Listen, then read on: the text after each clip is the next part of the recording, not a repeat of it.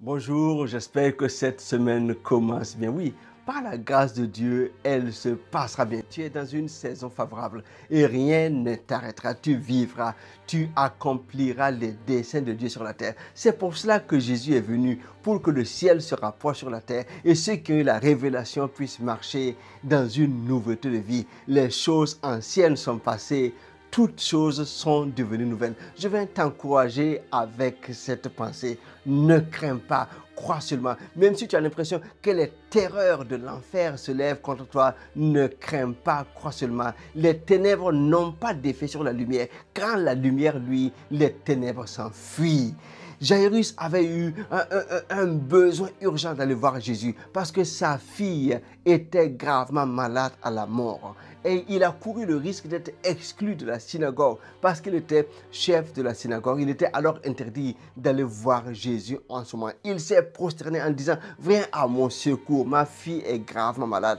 Jésus a eu compassion de cet homme et avec ses disciples, il se dirige vers la famille de Jairus pour guérir cet enfant malade. Sur le chemin, tu connais l'histoire, il y a une femme qui avait une perte de sang depuis 12 ans. Elle a fait tout ce qu'elle avait à faire.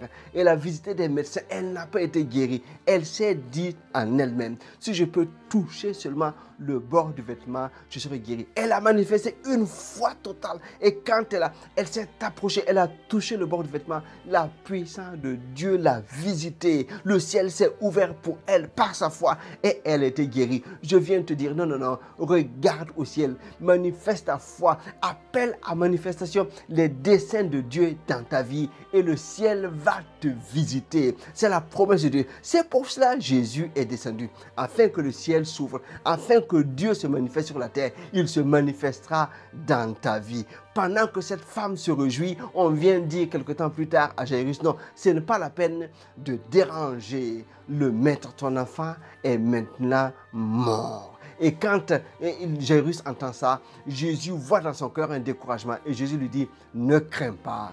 Crois seulement. Jésus avec ses disciples va chez Jairus. Il entre dans la maison. Il fait sortir les moqueurs et d'une voix forte et puissante, il parle à cet enfant mort et son esprit revient en lui. Et elle est revenue à la vie. C'était une fille. Quelle joie dans cette famille de voir la puissance de Dieu se manifester. Dieu, n'ayant pas changé, le fera également dans ta vie, dans la vie de ta famille. Parce que c'est pour cela que Jésus est venu. Écoute, ne crains pas, crois seulement. En dépit de tout, Dieu a le dernier mot. Fais-lui confiance. Excellente semaine. À très bientôt. Bye bye.